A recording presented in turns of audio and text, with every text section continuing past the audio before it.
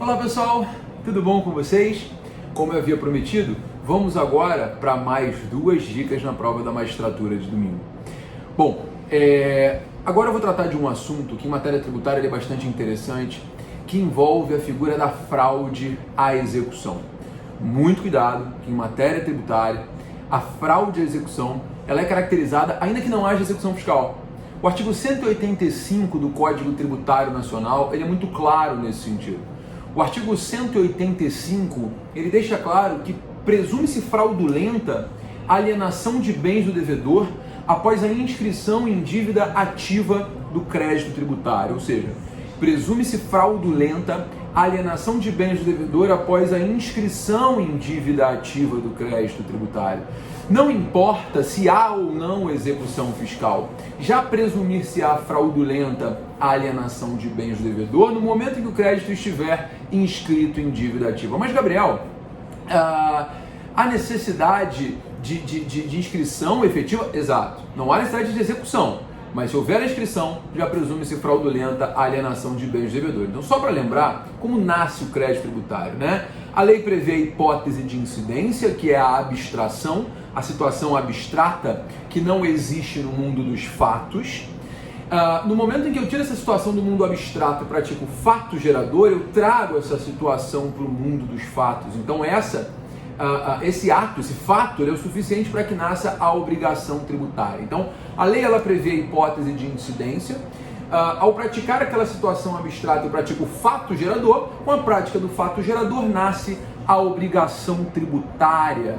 Porque a obrigação tributária é diferente da obrigação civil, ela decorre da lei, enquanto a obrigação civil é uma obrigação ex voluntatis, depende da vontade das partes, não é isso? Agora presta atenção, essa obrigação ela ainda não é líquida, ela ainda vai ser liquidada, vai ser apurada, o que se dá por meio do lançamento, previsto no artigo 142 do CTN. Muito cuidado, a obrigação tributária está no artigo 113, o lançamento está no artigo 142, e é por meio do lançamento que é constituído o crédito tributário. Lançamento que é privativo da autoridade fiscal, ou seja, só a autoridade fiscal tem o poder dever de praticar o lançamento. E com o lançamento, então, essa obrigação que não era líquida, ela passa a ser líquida e surge, nesse momento, a figura do crédito tributário. Nesse momento surge o crédito tributário. E aí que vem o ponto principal. Esse crédito, ele ainda não pode ser executado. Ele somente poderá ser executado após a inscrição em dívida ativa. É com a inscrição em dívida ativa, que é o ato de controle da legalidade do crédito tributário, que surge a possibilidade de execução fiscal, que surge a possibilidade de realização da execução fiscal. Então, presta bastante atenção. Uma vez inscrito em dívida ativa, presumir-se-á fraudulenta a alienação de bens do devedor, ressalvada a hipótese em que o devedor tenha bens suficientes para garantir o crédito, ok? Essa é uma hipótese de garantia do crédito tributário. E aí eu chamo a atenção para dizer o seguinte, eu vou para a segunda dica de hoje, né? É com relação à figura da irretroatividade. Na forma do artigo 150, inciso 3, a linha A da Constituição, 150, inciso 3, a linha A lei tributária não retroagirá. A lei tributária não retroagirá. Isso está claro lá. Só que há exceções em que a lei tributária vai retroagir, sim. As primeiras exceções estão no artigo 106 do CTN. Vai lá e grifa no 106, são hipóteses muito relevantes, né? Diz lá que a lei retroagirá quando for expressamente interpretativa, leia-se meramente interpretativa, porque a lei não pode inovar e retroagir, claro. E se não houver coisa julgada, retroagirá a lei que combinar penalidade menos severa e que deixar de tratar a conduta do agente como uma infração à norma. Então são duas as hipóteses de retroatividade da lei tributária, né? Mas além disso, a gente vai para o artigo 144, parágrafo 1º, que é o artigo que quando cai gera mais dúvida.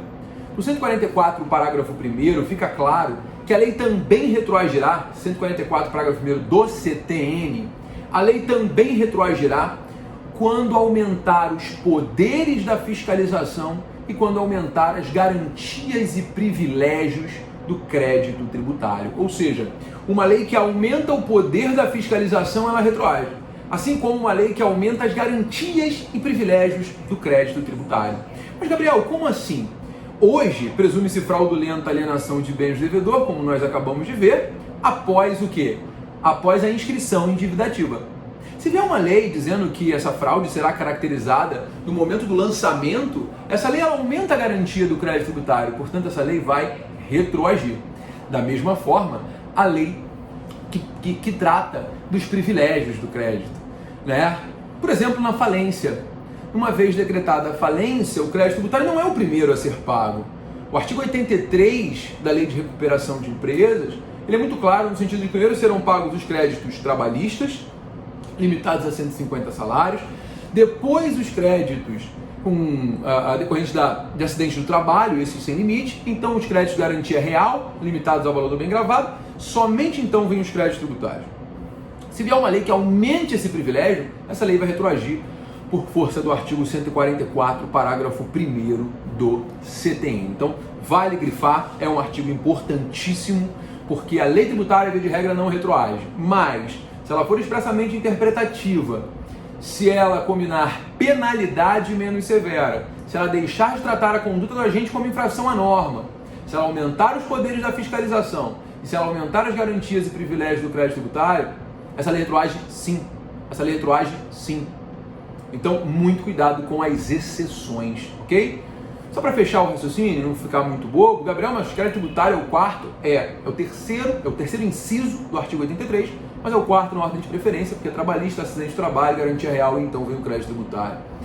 Mas o ponto interessante aqui é o seguinte, não se confunda com crédito extra concursal, tá? Crédito extra concursal é aquele crédito gerado no curso da falência. Então, por acaso a empresa tem imóveis, tem que gerar IPTU, esses IPTUs gerados no curso da falência são extra concursais e tem que ser pagos antecipadamente, ok? Não dá para errar a questão fácil. Se cair qualquer um desses dois assuntos, eu tenho certeza que você vai mandar muito bem.